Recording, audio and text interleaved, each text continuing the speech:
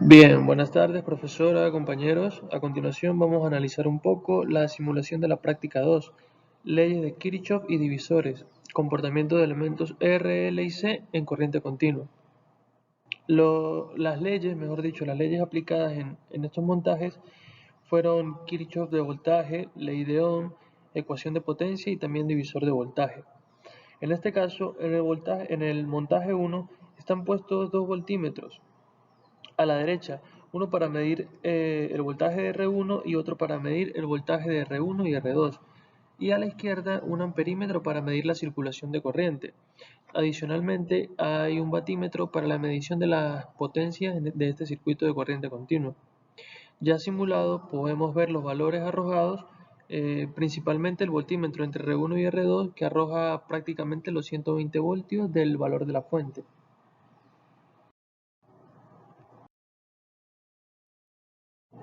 La potencia es de 60 vatios. Es el producto del voltaje por la corriente, 0.5 en este caso por 120. Cada una de las resistencias consumen 30 vatios, como se muestra en pantalla con el indicador.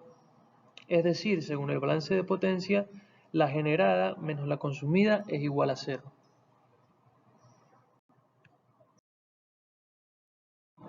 Bien, en el montaje 2, el valor de las resistencias son diferentes. La corriente acá da un valor de 0,33 como se muestra en pantalla.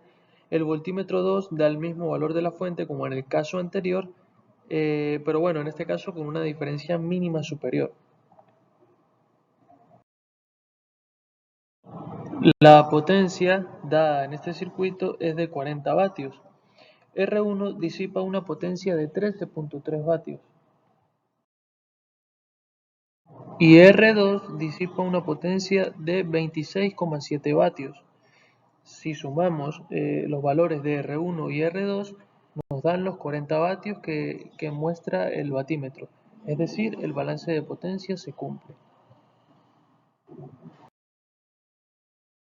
Ya para el montaje 3, el circuito pasa a ser paralelo en las resistencias y la fuente, obviamente. Se aplicó en este caso la ley de corriente y voltaje de Kirchhoff junto con las ya mencionadas anteriormente. En este caso hay tres amperímetros para las corrientes de las resistencias y de la fuente. La corriente de la fuente de 1.33 se ramifica en R1 y R2.3. La potencia entregada al circuito es de 160 vatios. Tomando una punta de prueba, R1 disipa 120 vatios y, al igual que el caso anterior, R1 y R2 disipan 40 vatios, cumpliéndose una vez más el balance de potencias.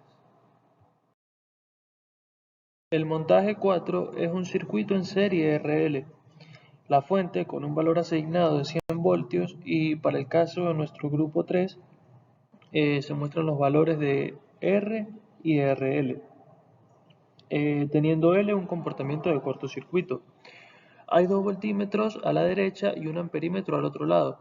También está el batímetro para las potencias.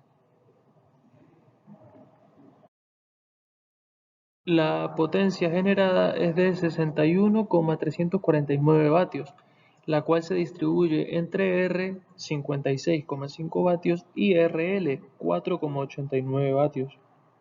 Sobre la bobina habrá una pequeña disipación de potencia de menos 8,61 picovatios, casi despreciable. Por lo tanto, se cumple con el balance de potencias. En el montaje 5 es un circuito en serie también, pero en este caso RC. El capacitor en corriente continua almacena energía en forma de campo eléctrico, por lo tanto se asume que está completamente cargado, lo que generaría un voltaje muy pequeño en R2 y una corriente circulante de la misma magnitud, como se muestra en pantalla, valores muy pequeños. En este caso, el batímetro marca una potencia entregada de 3,052 por 10 a la menos 3 vatios. Prácticamente no hay disipación de potencia porque el flujo de corriente es casi nulo. Finalmente, en el montaje 6, RLC en serie, tiene un comportamiento similar al montaje 5 por el capacitor que en corriente continua tiene, digamos, un comportamiento, valga la redundancia, de circuito abierto. Idealmente sería 0 y en este caso es el valor que se muestra en pantalla.